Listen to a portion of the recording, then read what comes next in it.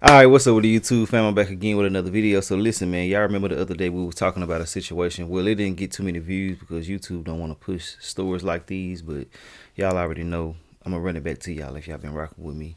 Y'all already know how I get down if y'all missed it. So basically, long story short, it was a young dude who actually, now that we have all the details, I can give it to y'all like this. He followed her from a bank all the way to another facility, and he ended up just, robbing her for her money. He took 42 or 4,300. I'm not for sure about those, but he took the money. At first, he thought he had the money, but he didn't have the money. He slammed her back on the ground. You know what I'm saying? Once he realized it wasn't the money, and he took the money from her. And I feel like, situations like this are meant for people to get caught. You're not going to get away. Like I said before, they're going to make an example out of him. And he's 17 years old, I think, if I'm not mistaken. And she's 19. And she was oh, yeah, I didn't even tell you about a girl. It was a girl who was actually the driver, if I'm not mistaken. I just hurried up and came with this video, so my details are kind of sketchy, but we do have news articles. And we got the press conference as well of everything that took place. They give you certain details about certain things and stuff like that. So yeah, we're finna go ahead and get into this whole situation and see what's going on with the whole situation. And it's a sad situation where the mom is the only one who can provide for the family at the time, and she's paralyzed, and her GoFundMe, I think it raised $80,000 in 3 days. So I know that's a very, very good help. I mean, anything is better than nothing, but to get that type of help in your time of need is very, very commendable, and it's very, very humbling. So yeah. But anyways, man, let's go to get into the whole situation. Make sure I hit the like button, man, because I'm dropping consistent content. YouTube ain't pushing my content. And for those who don't know what's going on, I had a couple of videos that got age restricted and all type of different stuff. So YouTube kind of punishing me for it. They not spreading my messages out on my videos out to my people. So make sure I hit that like button for me, man, so these can stretch out. But if y'all don't want to, I ain't doing no tripping. Y'all already know that. But to my supporters who rocking with me, man, make sure I add all my social medias and everything in the comment section and hit that like button for me. Let's go ahead and jump into it and see what's going on with the situation, though. In custody, investigators say they confessed to following a woman from a bank, then attacked and robbed. She was just released from a hospital after suffering a back injury during the assault. Taisha Walker spoke with the woman and is live downtown with the newest information. Taisha. Keith, the mother of three, says she is shocked but grateful that there are arrests in this case. She also says that she hopes that the male suspect in particular, who is responsible for her injury and for her being in a wheelchair, that he learns his lesson from all of this. Oh, he gonna learn. Shit.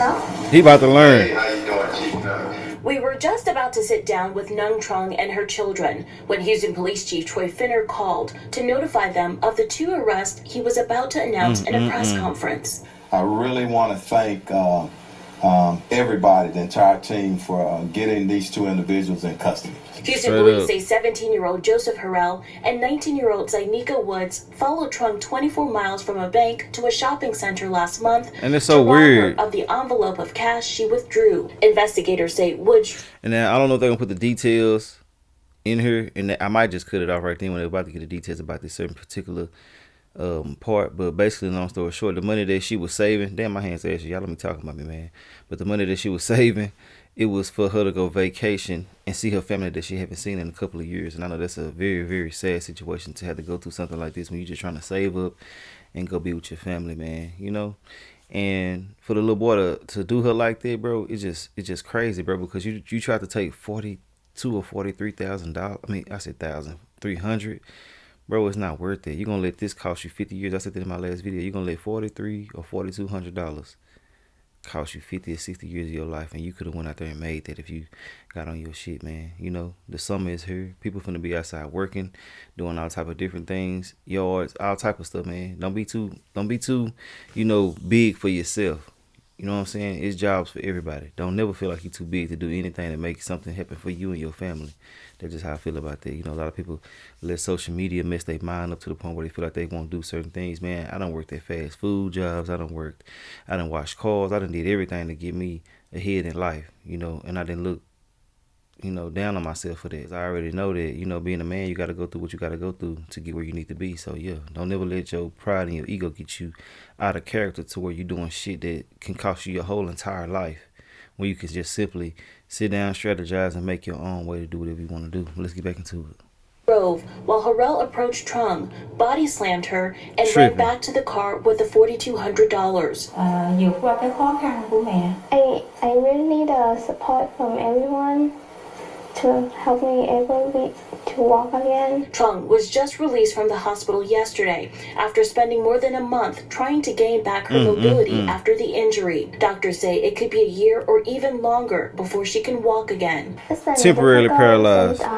She's the only one who's working to provide food for us and everything. Trung says she's happy Harrell is off the streets. She's even more grateful for the outpouring of support she's receiving from the community. Shit, I bet. We got this guy arrested, and we're standing with you through your recovery. Anything that you need from us, just let us know, okay?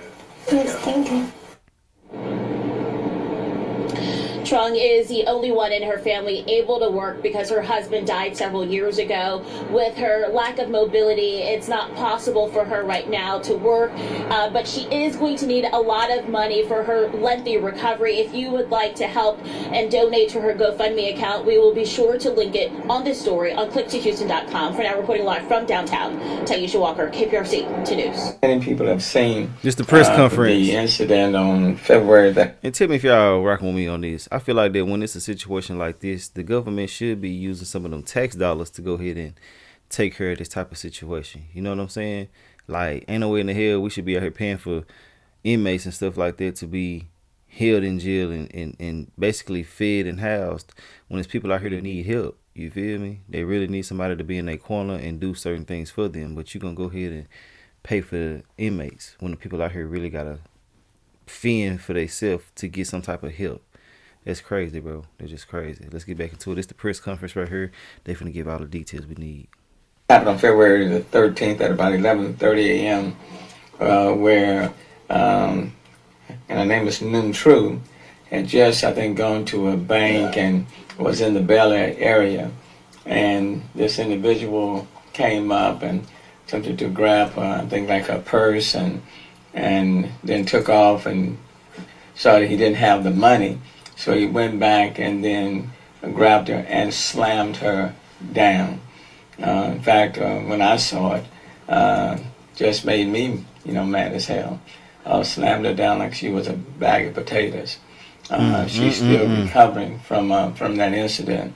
And look, let me just say that any incident, any assault, shouldn't be tolerated.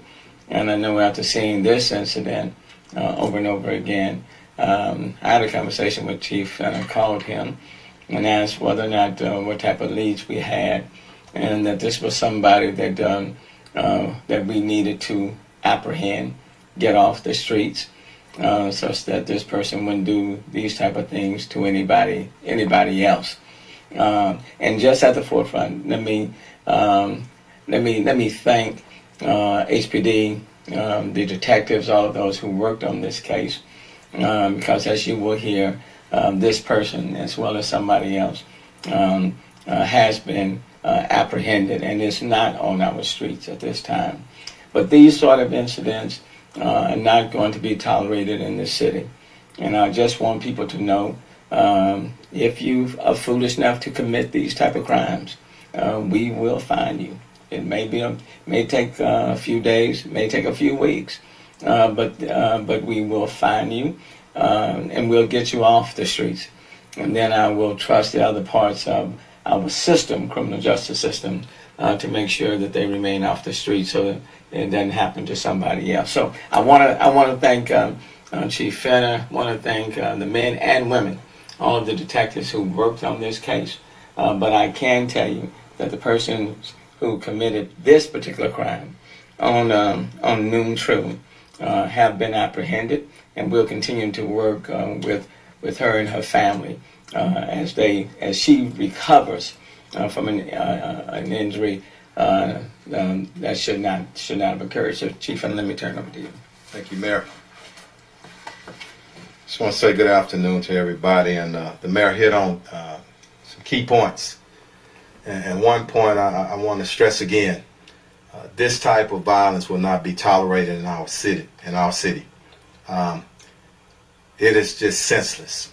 And when you have a male commits a crime against anybody, but using our female citizens and committing a robbery, and it results in the injury of Miss True.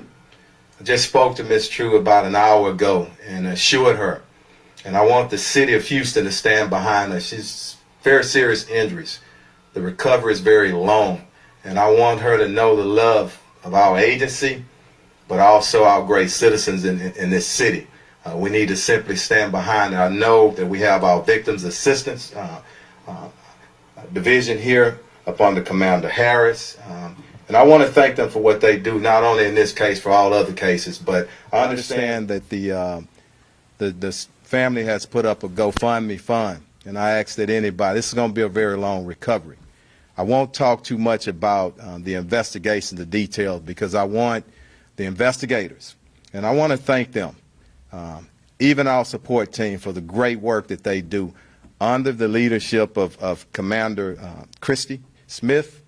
I want to thank her and that entire team, our South Robbery Division, our Central Robbery Division, and specifically the investigators on this case. And you'll hear from Detective Fontenot, but Detective Fontenot and Wynn, great work on this. Also, our West Side Crime Suppression Team, everybody working together. And this is what you'll see, not only from our agency, but from all law enforcement. When people decide to commit violent crimes on our citizens, we will stand up together and we'll get them in custody. And I want the entire system, and I'm speaking of everybody, the entire criminal justice system, to understand when crimes like this happen, they need to be treated just as harshly as that crime was. And I just want that to happen. But Commander Garcia is going to translate for us after the detectives come up, and then we'll open up for some questions. But I really want to thank everybody, the entire team, for getting these two individuals in custody. So thank you. Thank you, Mayor. Thank you, Chief.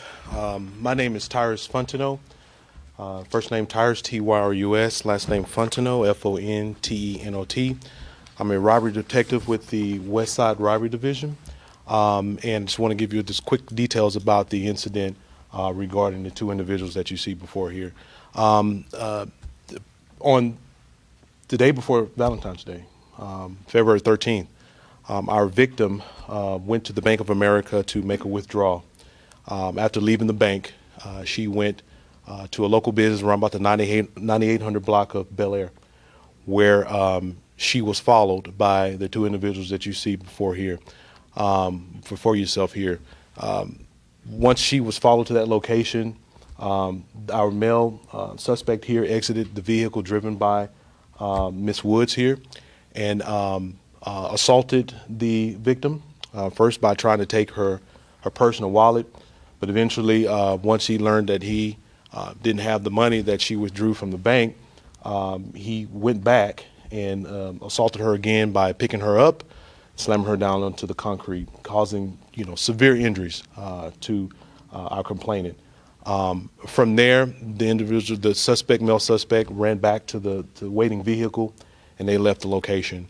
We were notified, police officers were dispatched, medical services were rendered to our victim. She had some serious injuries. She was even unconscious for a while. And once she was transported to the hospital, the Houston Police Department and Robbery Division immediately start working on that case. We had a detective to immediately go out to that location and search for additional surveillance video, which was key to solving this crime. We were able to obtain the license plate of that vehicle, and with the help of our West Side Divisional Gang Unit and others, we were able to eventually locate that vehicle, in which Miss Woods was the driver of the vehicle. She matched the description that we were able to see in the surveillance, and so she was detained for a traffic violation, interviewed, where she confessed to taking part in the crime. She also implicated the co-defendant or the co-actor in this particular crime. We were able to get information regarding his identity.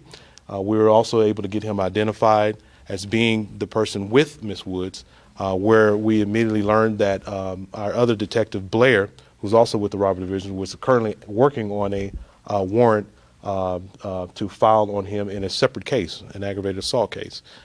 From there, we located our West Side Divisional Gang units, located our Mr. Harold there, and was able to apprehend him on that warrant when we brought him in for an interview where he too confessed to to being a part in the crime.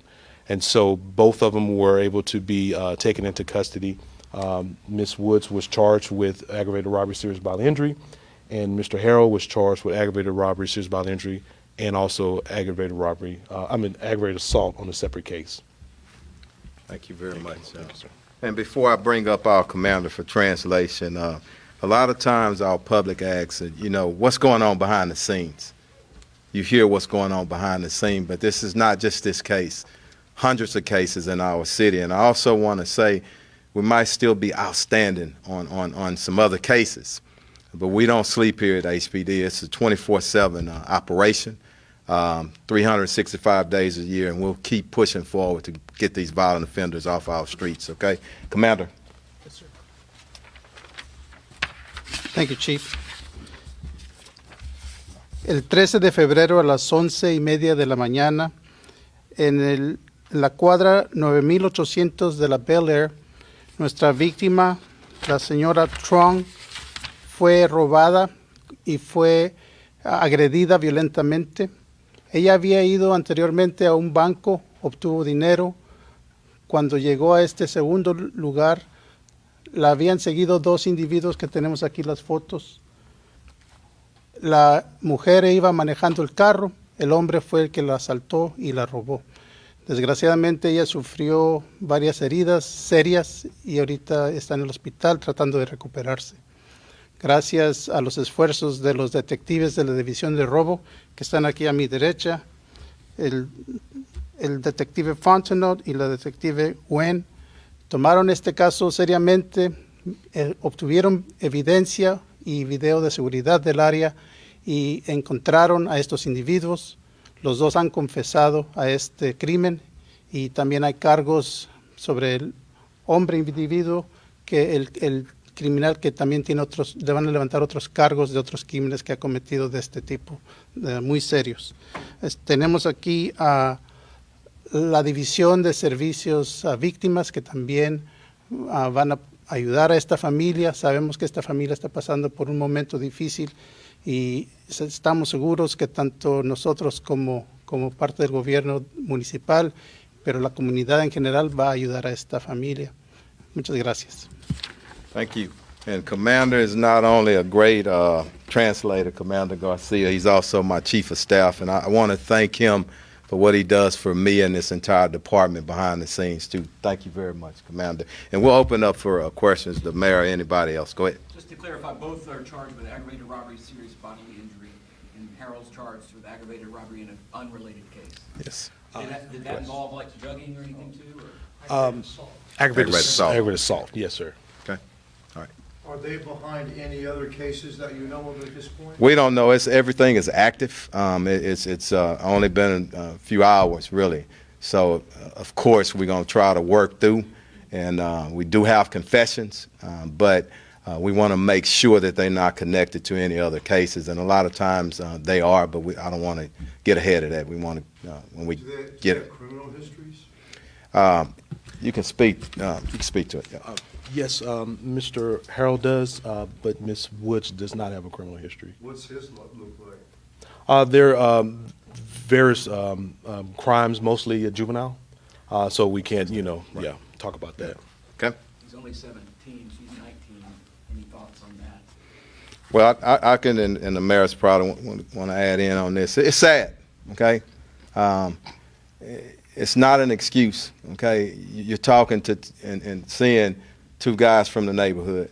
So we do understand that there's challenges, but we're doing everything that we can do in this city, and we all want to do more for those young individuals. But they have to want to change as well. But it's important that we do what we can with our youth programs and other social services, step up, but at the same time, everybody has to want to do the right thing.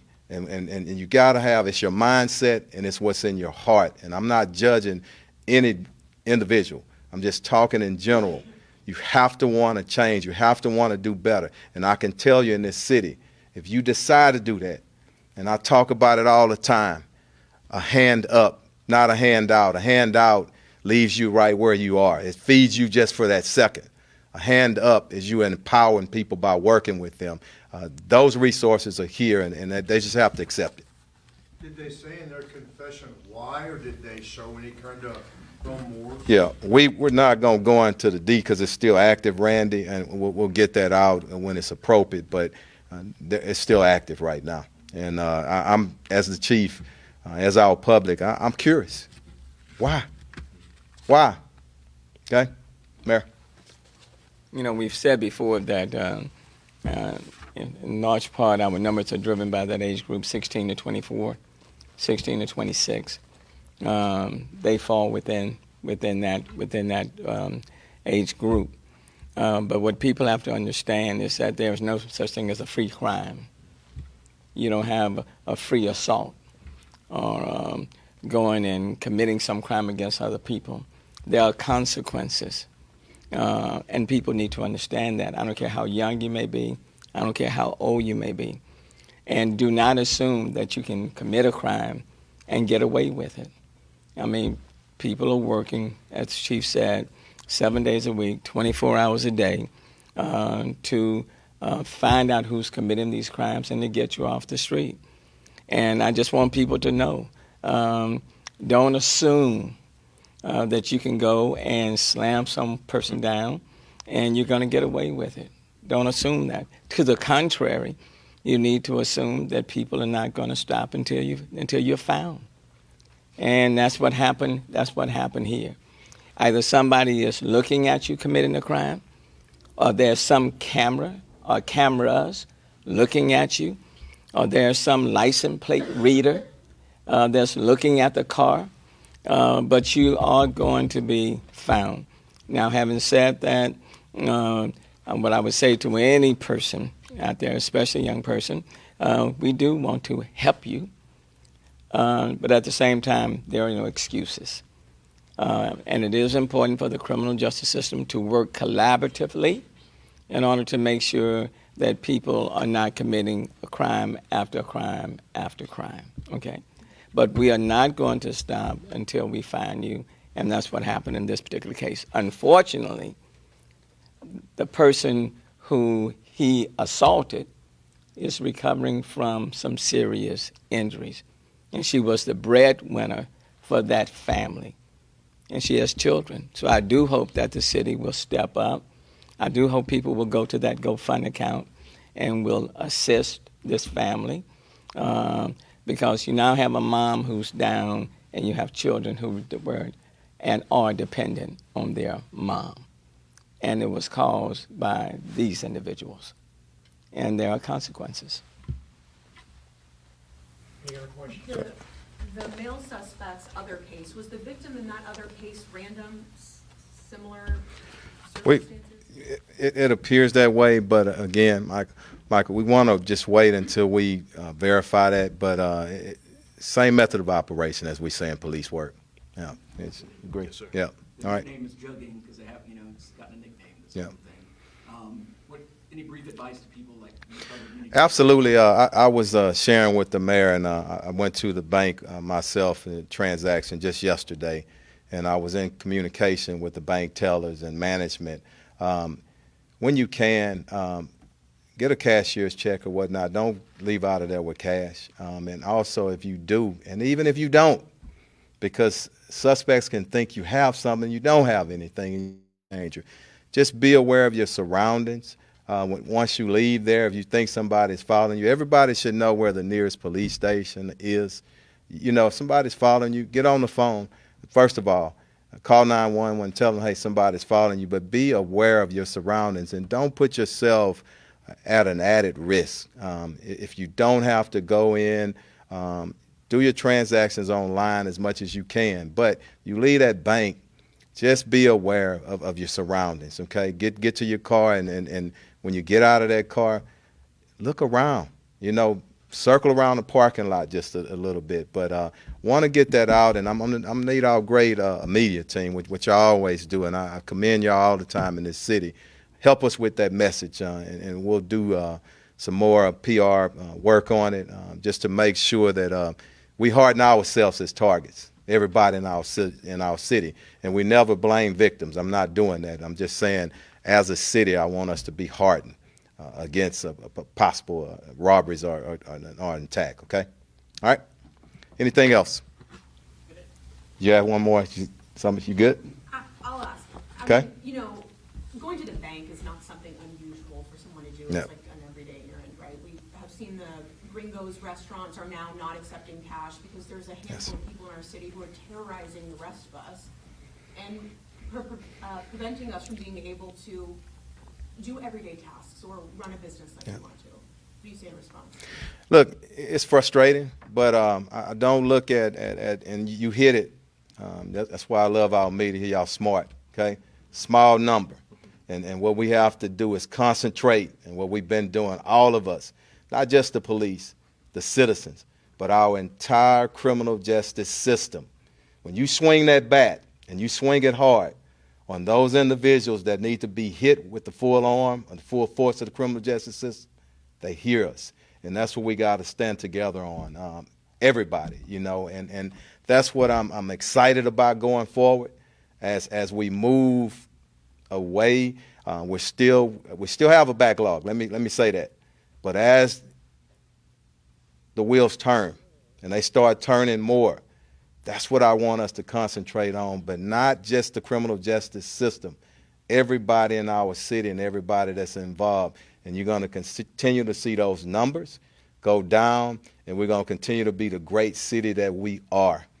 And I believe that with my heart. Mayor? Let me say. But let me just say, there was a time when we were growing up, you didn't lock your doors either. I remember growing up, my mom never locked the doors.